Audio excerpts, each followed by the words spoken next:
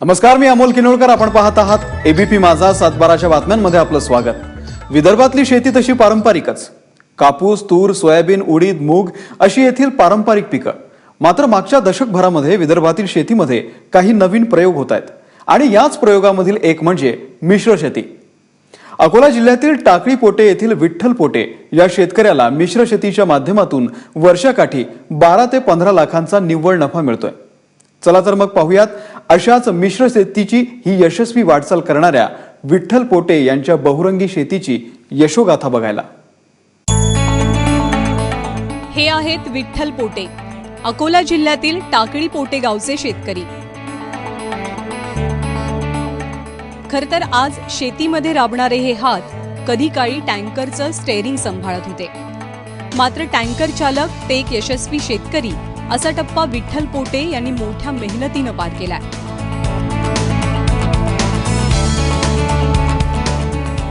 टाकळी पोटे गावात पोटे कुटुंबियांची 22 एकरांची वडिलोपार्जित शेती आहे. या शेतीमध्ये पारंपरिक पिकं घेतली जायची. मात्र ही शेती हातबट्ट्याची ठरत असल्यामुळे 6 वर्षांपूर्वी विठ्ठल यांनी पीक पद्धतीत बदल करण्याचं ठरवलं. त्याकडे 22 एकर शेती आहे.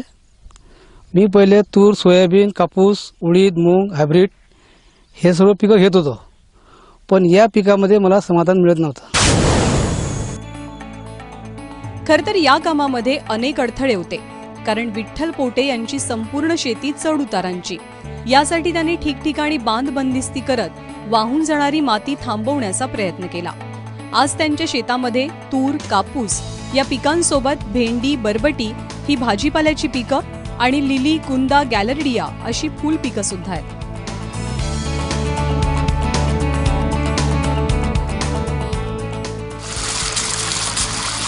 सिंचनासाठी शेतातील बोर आणि काटेपूर्णा नदीच्या पाण्याचा उपयोग त्यांनी केला.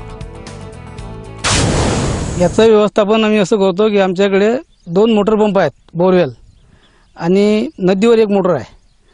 तुषार पद्धतीनं पाणी देतो आणि ट्रॅक्टर बैलावर जमीन तयार करतो. पोटे यांच्या शेतातला माल आता अकोल्याच्या बाजारपेठेत स्वतःची ओळख निर्माण करून गेलाय.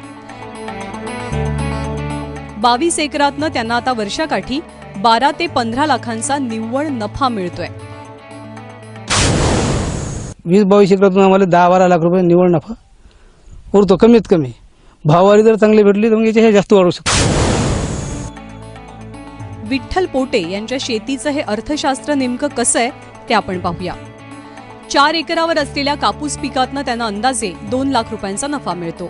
तर 5 एकरावरील तुरीतनं 2 लाख रुपये मिळतात. 2 एकरावरच्या भेंडीतनं 1,40,000 रुपये, तर 1 एकरावरील बरबटीतनं 80,000 रुपये.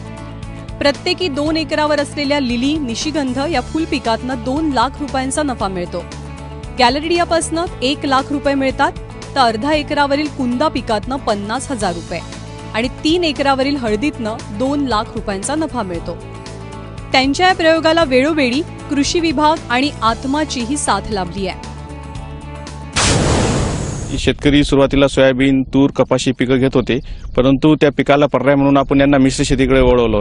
त्यामध्ये मिश्र शेती करत असताना फुलशेती, भाजीपाला, त्याला आंतरपीक म्हणून तूर पिकाची लागवड करायला लावली आणि त्या पिकापासून चांगलं उत्पादन घेऊन ते आर्थिक स्रोत त्यांचा वाढलेला आहे. पिकांचं बहुतांश व्यवस्थापन हे विठ्ठल पोटे आपल्या पुतण्यांच्या मदतीनं सांभाळतात. मिश्र शेती हा उत्कर्षाचा मार्ग असल्यानं शेतकऱ्यांनी ती करावी असा सल्लाही ते देतात. या पद्धतीनं जर शेती केली तर शेतकऱ्याला अडचणीचा टाईम पाहा लागत नाही. एकाच पिकावर अवलंबून राहिलं, सोयाबीन झाला, तूर झाले, याच पिकावर अवलंबून राहिलं तर अडचणीचा टाईम येऊ शकते. यातनी कसं आहे, या पिकाला भाव नाही भेटला त्या भेटते, त्या पिकाला भेटला त्या पिकाला भेटते. कोणती ना कोणती व्हेरायटी भावामध्ये येतेच. शेतीतील मळलेल्या वाटा सोडून केलेले नवीन प्रयोग विकास आणि प्रगतीची नवी पायवाट तयार करतात.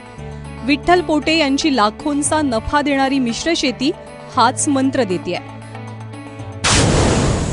पारंपरिक शेतीला मिश्र शेती हा सक्षम पर्याय होऊ शकतो, हे विठ्ठल पोटे यांनी आपल्या शेतीच्या प्रयोगातून दाखवून दिलंय. महाराष्ट्रातील इतर शेतकऱ्यांनी हा आदर्श घेतला तर शेतीचा उत्कर्ष निश्चितपणे होऊ शकतो असं म्हणता येईल. उमेश अलोने, एबीपी माझा, टाकळी पोटे, अकोला.